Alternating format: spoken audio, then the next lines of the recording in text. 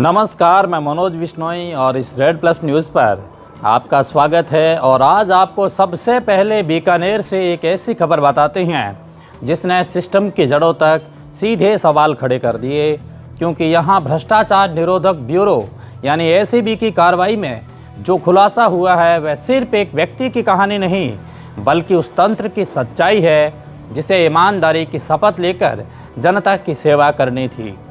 मामला एक मामूली एलडीसी शुभकरण परिहार से जुड़ा है। ये एक ऐसा पद है जिसे हम निचले स्तर की सरकारी नौकरी मानते हैं, लेकिन जब एसीबी ने शुभकरण परिहार के ठिकानों पर छापेमारी की तो जो तस्वीर सामने आई है उसने अधिकारियों के भी होश उड़ा दिए और जनता को हैरत में डाल दिया। जांच में पता चला है कि इस कर्मचारी के पास उसकी ज्ञात आय से लगभग 938% अधिक संपत्ति है, यानी कि उनकी आय है उनसे लगभग 938% अधिक की संपत्ति है। यानी जितनी कमाई दर्ज है उससे कई गुना ज़्यादा दौलत है। और ये भी दौलत किसी अनुमान की बात नहीं बल्कि दस्तावेज़ों और बरामदगी के साथ सामने आई है। छापे में 76 लाख रुपए की नकद बरामद हुए हैं और घर से करीब 1 किलोग्राम सोना और 2 किलोग्राम चांदी मिली है। इसके अलावा 4 आलीशान बंगले जिनकी कीमत करोड़ों रुपए में आंकी जा रही है और लगभग 17 हेक्टेयर यानी कि 100 बीघा से अधिक कृषि भूमि का एक खुलासा भी हुआ है। और अब सवाल यह है कि एक साधारण एलडीसी जिसकी सैलरी सीमित होती हैं वह इतनी बड़ी संपत्ति कैसे खड़ी कर सकता है? ये पैसा आखिरकार कहां से आया? क्या ये सिस्टम की आंखों के सामने हो रहा था या आंखें जानबूझ करके बंद थी? एसीबी की इस कार्रवाई ने ये दिखा दिया कि भ्रष्टाचार सिर्फ बड़े पदों तक सीमित नहीं है बल्कि जड़ें नीचे तक भी फैली हो सकती हैं। 938% अधिक संपत्ति केवल एक आंकड़ा नहीं है बल्कि यह उस भरोसे पर एक चोट है जो आम आदमी सरकारी व्यवस्था पर करता आया है।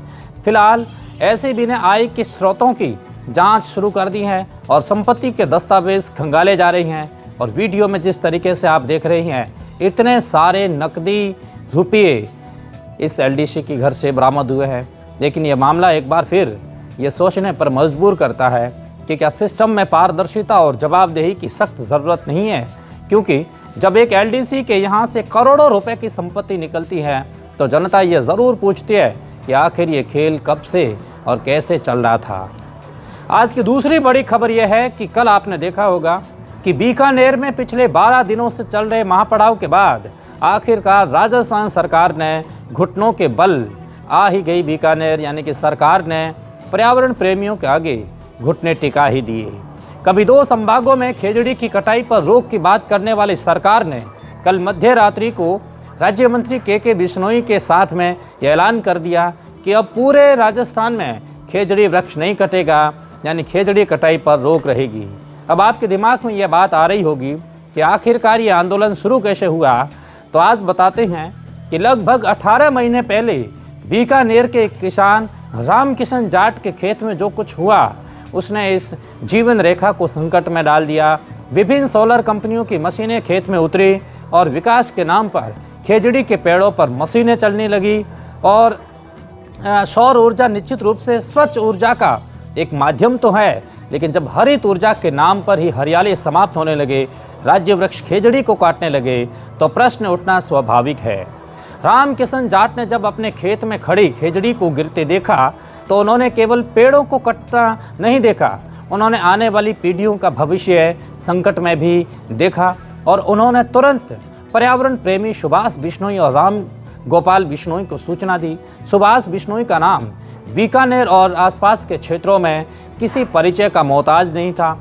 वे वर्षों से वन्य जीवों की रक्षा के लिए सक्रिय रहे हैं और घायल हिरणों और नील गायों को बचाने के लिए रातों में निकल रहे हैं और कई बार निकलते रहे हैं और रक्तदान शिविरों का आयोजन करते रहे हैं और ढाणी ढाणी जाकर लोगों को खेजड़ी के महत्व के बारे में जागरूक करते रहे हैं। उनके लिए पर्यावरण संरक्षण कोई शौक नहीं बल्कि जीवन का उद्देश्य था। और सूचना मिलते ही वे राम गोपाल बिश्नोई के साथ मौके पर पहुंचे। उन्होंने प्रशासन से संपर्क किया, हाथ जोड़े, गुहार लगाई, अधिकारियों को लिखित में शिकायत दी, कंपनियों से संवाद करने की कोशिश की और यह समझाने का प्रयास किया कि खेजड़ी केवल पेड़ नहीं बल्कि पारिस्थितिकी का एक आधार है लेकिन उनकी गुहार अनसुनी रह गई। प्रशासनिक तंत्र ने औपचारिकता निभाई पर ठोस कदम नहीं उठाए। कंपनियों ने अपनी परियोजनाओं का हवाला दिया और विकास की आवश्यकताओं को एक तर्क रखा। ये वही क्षण था जब आंदोलन की नींव पड़ी। सुभाष और रामगोपाल ने तय किया कि यदि संस्थागत रास्ते बंद हो रहे हैं तो समाज को जागना होगा, और उन्होंने संत समाज से संपर्क किया और जोधपुर से आए परशुराम बिश्नोई सहित कई धार्मिक और सामाजिक नेताओं से विचार विमर्श किया और आंदोलन की नींव रखने का एक फैसला किया। बैठकों में ये स्पष्ट हुआ कि यह संघर्ष केवल एक खेत का नहीं बल्कि पूरे प्रदेश का पहचान है, पूरे प्रदेश की पहचान है।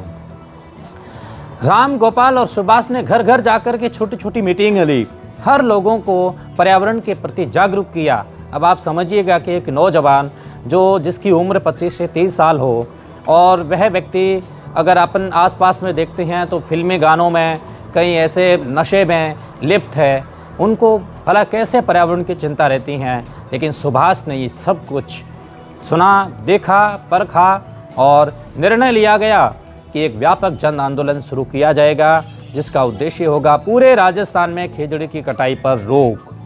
तैयारियां शुरू हुई, गांव-गांव जाकर सभाएं की, युवाओं का जोड़ा गया, सोशल मीडिया के माध्यम से संदेश फैलाया गया और ये बताया गया कि यदि आज खेजड़ी नहीं बची तो कल मरुस्थल का संतुलन बिगड़ जाएगा। 2 फरवरी का दिन आया और आंदोलन के इतिहास में ये 2 फरवरी दर्ज हो गई, जब बीकानेर के पॉलिटेक्निक कॉलेज के पास विशाल महापड़ाव का आयोजन किया गया। पहले दिन ही हजारों नहीं बल्कि लाखों की भीड़ उमड़ी और ये भीड़ किसी राजनीतिक दल के झंडे के तले नहीं थी। ये भीड़ आई किसी चुनावी वादे के लिए भी नहीं, ये भीड़ थी प्रकृति की रक्षा के लिए। और महिलाएं, बुजुर्ग, युवा, किसान सभी एक स्वर में कह रहे थे कि खेजड़ी नहीं कटेगी। मंच से सुभाष बिश्नोई ने स्पष्ट कहा कि आंदोलन किसी व्यक्ति या संगठन के विरुद्ध नहीं बल्कि उस सोच के विरुद्ध है जो विकास और पर्यावरण का विरोधी मानती है। उन्होंने कहा कि सौर ऊर्जा का स्वागत है लेकिन खेजड़ी की बलि देकर नहीं। उन्होंने ये भी कहा और ये भी याद दिलाया कि मरुस्थल की पारिस्थितिकी अत्यंत संवेदनशील है और खेजड़ी मिट्टी की उर्वरकता, भूजल संरक्षण और पशुधन के लिए अनिवार्य है, जीवन से जुड़ी है। हमारे पुरखों ने शीश दिए हैं लेकिन अब हम इसके बारे में कतई ही कोताही नहीं बरतेंगे। भीड़ एक अनुशासित में थी, भीड़ एक ऊर्जा में थी, एक संकल्पित थी और एक विश्वास में थी कि यदि समाज एकजुट होगा तो सरकार को निर्णय लेना ही पड़ेगा। पहले दिन अभूतपूर्व भीड़ ने प्रशासन को चौंका दिया। सत्ता के गलियारों में एक भीतर ही भीतर हलचल बढ़ी लेकिन आधिकारिक स्तर पर कोई स्पष्ट घोषणा नहीं हुई। प्रशासन की भीड़ पर नजरें टिकी। इस दौरान हरीश चौधरी जैसे कई दिग्गज नेता आए, रविंद्र सिंह भाटी आए, कई एमएलए आए और पर्यावरण प्रेमियों का हौसला अफजाई किया, लेकिन सरकार नहीं मानी। आंदोलनकारियों ने स्पष्ट कर दिया कि जब तक लिखित आदेश नहीं मिलेगा तब तक आंदोलन जारी रहेगा। और ये वही क्षण था जब बीकानेर की रेत से उठी आवाज़ पूरे राजस्थान में गूंजने लगी। 3 फरवरी को आंदोलन ने निर्णायक मोड़ लिया। सुभाष बिश्नोई और उनके साथियों ने घोषणा की कि यदि मांगे नहीं मानी गई तो आमरण अनशन शुरू किया जाएगा। और देखते ही देखते हजारों की संख्या में लोग थे और सैकड़ों की संख्या में संत थे। सभी लोग अनशन पर बैठ गए और अगले ही दिन ये संख्या 600 तक पहुंच गई और उससे भी पार चली गई। अनशन स्थल पर व्यवस्था बनाए रखने के लिए स्वयं सेवकों की टीम सक्रिय रही। भोजन की व्यवस्था की गई। पास ही अस्थायी चिकित्सा शिविर का भी एक आयोजन किया गया, उसे बनाया गया क्योंकि कई अनशनकारियों की तबीयत भी बिगड़ने लगी। कुछ एम्स में रेफर भी हुए लेकिन उनके संकल्प में कोई कमी नहीं आई। आंदोलन की गूंज विधानसभा और संसद तक पहुंची। जनप्रतिनिधियों से प्रश्न पूछा जाने लगा कि क्या खेजड़ी को बचाने की मांग अनुचित है। मीडिया में खबरें प्रमुखता से आने लगी और सामाजिक संगठनों ने समर्थन दिया। राज्य सरकार ने स्थिति को गंभीरता को समझते हुए राज्य मंत्री के बिश्नोई को बीकानेर भेजा और उन्होंने आंदोलनकारियों से बातचीत की और कहा कि 2 संभागों में खेजड़ी की कटाई पर रोक लगाने का प्रस्ताव रखा है। लेकिन आंदोलनकारियों का स्पष्ट रुख था और यह समस्या केवल 2 संभागों की नहीं बल्कि पूरे राजस्थान की है। वे चाहते थे कि पूरे प्रदेश में खेजड़ी कटाई पर प्रतिबंध लगे। इस बीच संत समाज का प्रतिनिधि मंडल था, वो मुख्यमंत्री से मिला और पर्यावरण संरक्षण की आवश्यकता पर जोर दिया। जन दबाव लगातार बढ़ता जा रहा था और अनशन का 5वां दिन आते ही स्थिति और गंभीर हो गई। कई अनशनकारी कमजोर पड़ चुके थे, लेकिन मंच से ये संदेश बार बार दोहराया जा रहा था कि यह संघर्ष आने वाली पीढ़ियों के लिए हैं और पीढ़ियां इसे याद रखेगी। आखिरकार रात के समय राज्य मंत्री के बिश्नोई कल रात्रि के समय पुनः महापड़ाव स्थल तक पहुंचे। उनके हाथ में सरकार का आधिकारिक पत्र था, जिसमें घोषणा की गई कि पूरे राजस्थान में खेजड़ी की कटाई पर रोक लगाई जाएगी। और ये सुनते ही भीड़ में खुशी की लहर दौड़ पड़ी, तालियां बटोरी गई, लोगों ने एक दूसरे को गले लगाया, डीजे पर डांस किया और सुभाष को कंधे पर उठाया। कई की आंखों में आंसू थे और मंच से धन्यवाद ज्ञापित किया गया। हालांकि आंदोलनकारियों ने एक और मुद्दा उठाया। उन्होंने बताया कि धरने में शामिल विभिन्न 45 सरपंचों पर कथित रूप से बदले की भावना से मुकदमे दर्ज किए गए हैं और मांग की कि इन्हें वापस लिया जाए। और ये स्पष्ट था, एक साफ संदेश था कि आंदोलन केवल पेड़ों के लिए नहीं बल्कि लोकतांत्रिक अधिकारों की रक्षा के लिए भी हैं। सुभाष बिश्नोई की इस भूमिका पर पूरे आंदोलन में केंद्रीय रही, यानी कि पूरे आंदोलन में सुभाष बिश्नोई मुख्य धारा में रहे। उन्होंने संगठन, रणनीति और संवाद तीनों मोर्चे पर नेतृत्व किया, घर घर जाकर लोगों को जगाया। यदि वे निरंतर प्रयास न करते, यदि वे गांव-गांव जाकर लोगों को न जोड़ते, यदि वे अनशन के कठिन निर्णय में अग्रणी भूमिका न निभाते, तो शायद ये परिणाम इतना शीघ्र नहीं आता। यदि वे मंच पर भावुक न होते, आपने देखा होगा कि एक वीडियो वायरल हो रहा था और महाराणा प्रताप के गानों से जोड़ करके युवा उनको स्टेटस लगाते नजर आ रहे थे। लेकिन युवाओं को सोचना भी पड़ेगा कि सुभाष जैसा रुतबा हम सबको रखना पड़ेगा। खेजड़ी बचाओ आंदोलन ने यह साबित कर दिया कि जब समाज अपने पर्यावरण के प्रति सजग हो जाता है तो सरकार को भी अपनी नीतियों पर पुनर्विचार करना पड़ सकता है। और बीकानेर इस घटना ने पूरे राजस्थान नहीं बल्कि संपूर्ण हिंदुस्तान समेत पूरे विश्व को एक संदेश दिया कि विकास और पर्यावरण के बीच संतुलन आवश्यक है। और ये संतुलन तभी संभव है जब निर्णय लेते समय स्थानीय पारिस्थितिकी और समुदायों की भावनाओं को महत्व दिया जाना चाहिए। आज आखिर में हमेशा की तरह आपको जीवन से जुड़ी गहरी बातों को बताते हैं। जिंदगी एक अटल सत्य है कि पद स्थायी नहीं होता, लेकिन परिश्रम का प्रभाव हमेशा स्टेबल होता है। मनुष्य अक्सर पद, कुर्सी, उपाधि और तात्कालिक सम्मान को अपनी पहचान मान बैठता है, जबकि सच्चाई यह है कि ये समय के साथ एक प्रभाव में बदल जाने वाली अवस्थाएं हैं। आज जो पद पर है वह कल सामान्य नागरिक भी हो सकता है और आज जो सत्ता में है वह कल स्मृति में भी न रहे। इसलिए जीवन का पहला सिद्धांत है कि व्यक्ति अपनी पहचान पद से नहीं अपनी कर्मों से बनानी चाहिए या बनाए रखें। पद की प्रतिष्ठा क्षण भर की होती हैं क्योंकि वह बाहरी है और बाहरी चीज़ें परिस्थितियों पर निर्भर करती हैं। चुनाव बदले तो पद बदला, आदेश बदला तो जिम्मेदारी बदली और समय बदला तो सम्मान स्वर भी बदल गया। लेकिन मेहनत से कमाई गई प्रतिष्ठा भीतर से जन्म लेती है और इसे कोई छीन भी नहीं सकता। जिस व्यक्ति ने अपने कार्य से विश्वास कमाया है, जिसने अपने श्रम से लोगों के जीवन को छुआ है, वह बिना पद के भी सम्मानित रह सकता है और वह रहता भी है।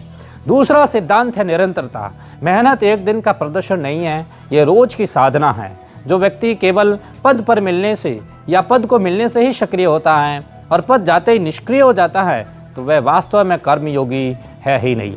सच्चा कर्मयोगी वह है जो बिना पद के भी उतने ही प्रतिष्ठा से कार्य करता है जितने पद पर रहते हुए करता था, क्योंकि उसके लिए काम प्रतिष्ठा का साधन नहीं बल्कि आत्मसंतोष का एक मार्ग होता है। और तीसरा सिद्धांत जीवन का यह है विनम्रता, यानी कि पद मिलते ही अहंकार आना स्वाभाविक है, लेकिन वही व्यक्ति दीर्घकाल तक सम्मानित रहता है जो समझता है कि कुर्सी स्थायी नहीं है, कुर्सी अस्थायी है। आज जो लोग आपके सामने खड़े होकर सलाम कर रहे हैं वे पद के कारण कर रहे हैं, व्यक्ति के कारण नहीं। और यदि चेक करना है तो पद को छोड़ करके कुर्सी से नीचे उतरकर एक सामान्य इंसान की भूमिका जिए, पता चलेगा कि आपकी क्या स्थिति है और क्या थी। यदि व्यक्ति का चरित्र मजबूत है तो पद जाने के बाद भी वही लोग उसे सम्मान दे देंगे। जीवन हमें यह भी सिखाता है कि मेहनत कभी व्यर्थ नहीं जाती। पद छिन सकता है, शक्ति कम हो सकती है, परिस्थितियां बदल सकती हैं, लेकिन परिश्रम से विकसित कौशल, अनुभव और विश्वसनीयता हमेशा साथ रहती हैं। इसलिए अपने लक्ष्य को कुर्सी तक सीमित मत रखिए, उसे उत्कृष्टता तक ले जाइए। विश्वास रखिए कि असली ऊंचाई पद से नहीं पुरुषार्थ से मिलती है, क्योंकि अंत में इतिहास पदाधिकारियों का नहीं कर्मवीरों को याद रखता है। इसलिए हमेशा ध्यान रखिएगा कि आपके हाथों से कोई बुरा नहीं हो। आप जिस पद पर बैठे हैं वो एक क्षण भर के लिए पद है, इस पद पर कोई और कल बैठेगा, लेकिन जीवन के अंदर हमेशा उत्कृष्ट काम करते रहना चाहिए। वसुधैव कुटुंब की पालना होनी चाहिए। रेड प्लस न्यूज़ से जुड़ने के लिए बहुत शुक्रिया।